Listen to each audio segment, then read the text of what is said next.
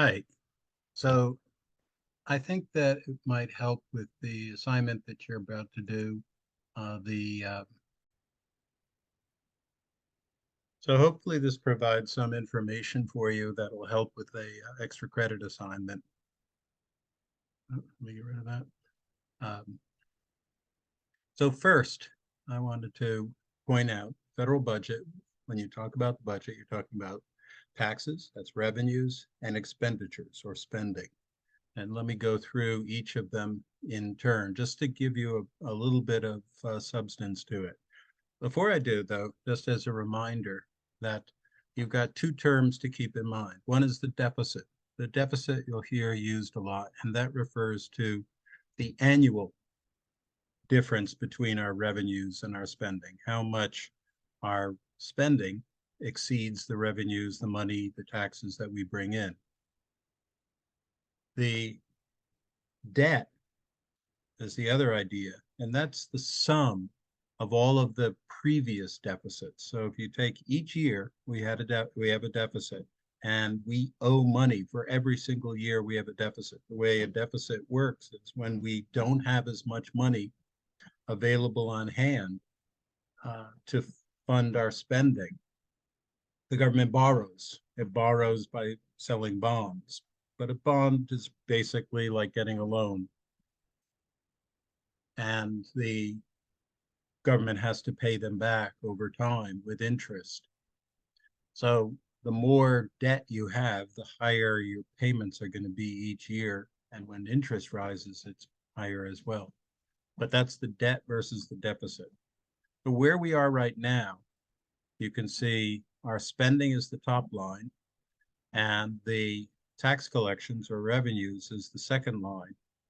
And as you can see, there's a big gap between the spending and the revenues. And that means we have been in deficits. Now, you can also see that we were in deficits after 2002. We've been in deficit, that is higher spending relative to our revenues every year. And that has only gotten worse in recent years. Here's one for, as I was saying, the debt. And so that's adding up each annual amount of deficit. And the deficit, the highest point was after World War II, because in World War II, we were just people, they sold bonds and they needed a lot of money, the government, and they just racked up a lot of debt. This is the, usually the way it's phrased is not just the raw amount of money, because that doesn't really capture the burden. It's as a percent of the gross domestic product, that is as a percent of the economy. That indicates how hard or easy it's going to be to repay. And as you can see here, we only have to really focus, we could focus on either of them. But in either case, you could see the numbers going up quite a lot. That we are, even though we're not in a wartime, even though we are in peacetime and that we don't have this big burden, nevertheless, annually, our debt has been increasing considerably. Right? You can see in 2000, from 2010 to 2021, this is at this point, that, or 2022, I guess the chart is how much the debt is increasing on an annual basis. So here's just an example of the revenues. And in the case of revenues, you've got the primary source of revenues comes from individual income taxes. As you can see on the right, 47.6% are from individual income taxes, and 36.2%, that's that big area on the left, is from the FICA and other taxes that way that are going to finance Medicare and Social Security. But the big bulk there, almost 50% are individual income taxes. And then over here, you can see corporate taxes are just 0.5, or actually that's more, that's 7.5%, excuse me. So clearly, though, if you ever hear politicians saying, we have to get rid of, I'm going to get rid of income taxes, it's just a gimmick. It's just fanciful because half the foot spending in the government comes from that. You can't just chop the government in half and say that you're going to be able to finance things. The Here are trends, what's happening over time. And it used to be, if you go back to the 30s and the 40s, that corporate income taxes were pretty high relative to individual income taxes. So you could see right before the war, corporate income taxes were up to 40% of the total revenues. And individual income taxes were right around just a smidgen more. And since then, corporate income taxes, that is the taxes we charge companies for their revenues, they've just fallen. Every year they've fallen. That is largely because the government has been charging companies less. The rate that they've charged companies and the way that the loopholes that they create, it's intended to bring down the taxes for companies. In contrast, as you can see, the individual income tax, that's the blue line. The blue line is individual, the orange or brown line is corporate. The individual is increased over to like 50% and has stayed at that point. So that's just a picture of revenues. Let's talk spending now. Where does the money go? Most of the money, as you can see, goes for Social Security. Here, this blue is Social Security, unemployment, retirement plans. That's almost 40%. And then about 23% in Medicare. So health, mandatory health programs. Medicare is a program that provides health care for seniors. Seniors get the government to pay for their care. So that's the biggest portion of the what we spend money on. And then the next over there, almost 11% is the military. And everything else comes in is the leftovers after that. So 40, 63%, 73, 74. So you've got about 25% left over. There's two concepts that you can look at in terms of spending, two principles, and how the federal, this is just for federal, how the federal government spends money. One type of spending is called discretionary spending. The other type is called mandatory spending. Discretionary spending is the spending through an annual appropriation process. That means that Congress every year has to go and designate how much to spend on one program or another. Let's say EPA or defense. That if Congress doesn't take an action every year, as the Constitution requires, that program can't operate. So the EPA or the military, they don't operate unless the government funds them every year with an annual appropriation. Mandatory programs, that's the second category, operates differently. And the way they operate is they write into the law that people are entitled, certain people, so the law will designate who, and then they'll say they're entitled to a certain kind of spending, a certain amount of spending, and a certain benefit. So it might be that seniors are entitled to a certain, so seniors that's the group, and they're entitled to a certain amount of spending based on how long they worked and so forth. That's Social Security. Or it might be farmers that enroll in a program and they're entitled to a certain amount of federal income support if they are growing certain crops, let's say, or if they have a history with the federal government and the government works out a formula, and so they get a payment every year. So there's a bunch of programs like that. And if Congress doesn't annually act, it doesn't matter. So in other words, when it comes to a shutdown, we talk about a shutdown. A shutdown will affect the discretionary spending. That's the annual appropriations. Though that money will not, those programs won't operate unless there's an appropriation. So that's what a shutdown is. Congress hasn't gone ahead and appropriated money, and those programs can operate. The mandatory programs, they will operate. So if Congress doesn't act, Social Security still gets spent.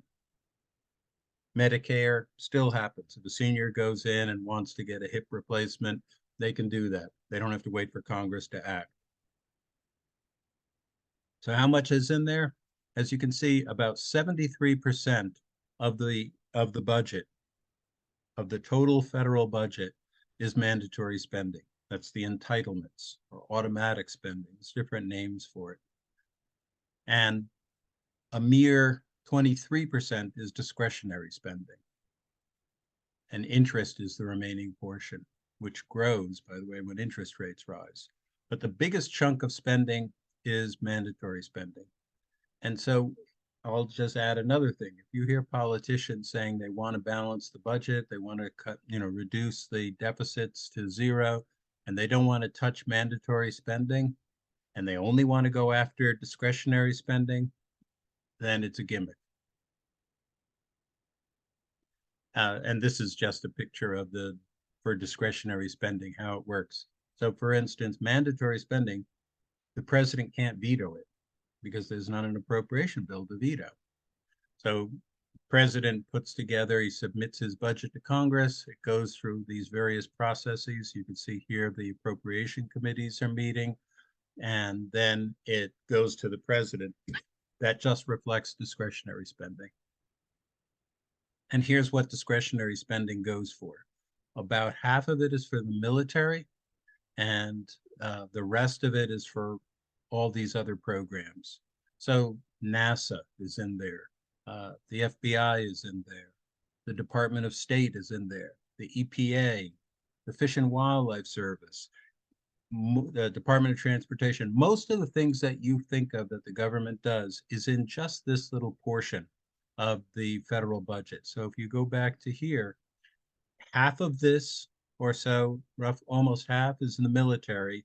And so the remaining portion is that 12% or so is the discretionary spending.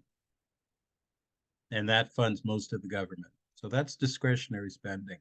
Mandatory spending, as I mentioned, Medicare, Medicaid, Social Security, and the legislation that's written determines how much spending. And here's where that goes. Social Security, about half of it, a little more than half is Social Security unemployment.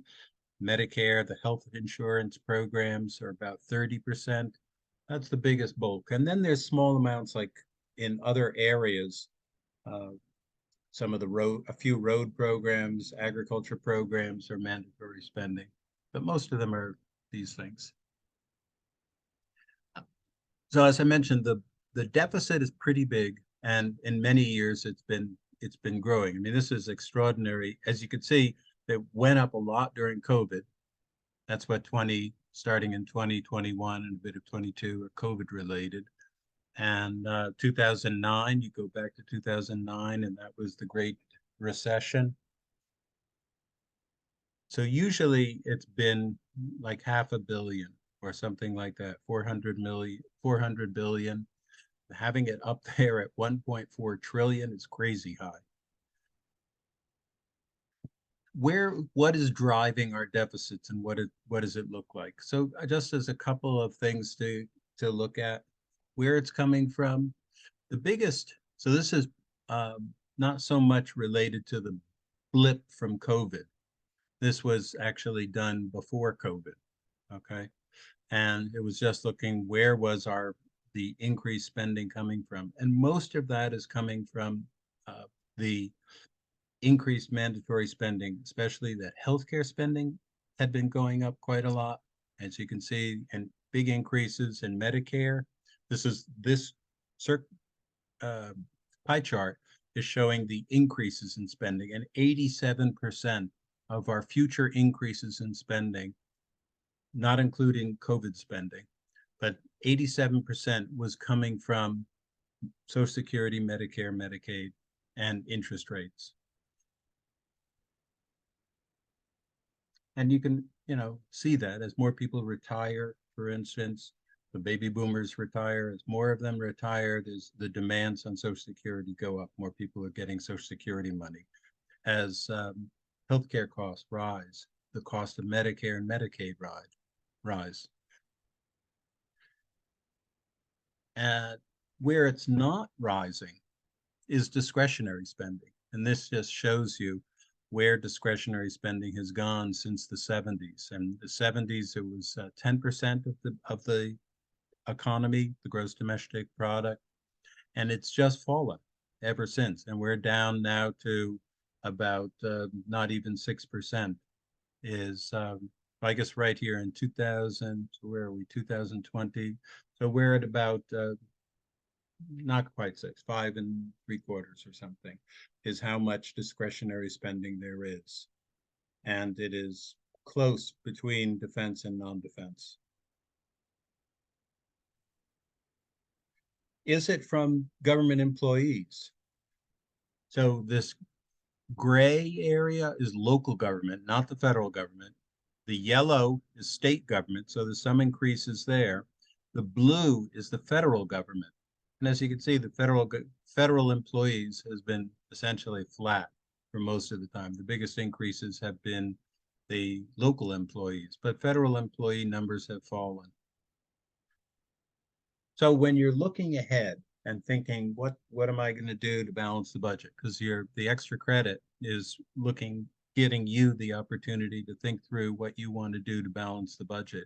One of the areas you'll have to think about is the Trump tax cuts, fewer tax revenues, bigger deficits. So you'll have to evaluate, think, do I want to extend them more? And the other big challenge will be Social Security, because as I said, more people are retiring, and with fewer younger people available means they have to pay. The way Social Security works is that the current employees, the current workers, pay for the costs of those people who are retired. Thank you, by the way, as when I look to retire soon. So you could see it gets worse. The top line here are revenues, or excuse me, outlays, and that outlays is another word for spending. And the revenues are the lower one. So they, in the future, for Social Security, will either have to decrease revenues or increase revenues or decrease spending. Okay, and hopefully that helps.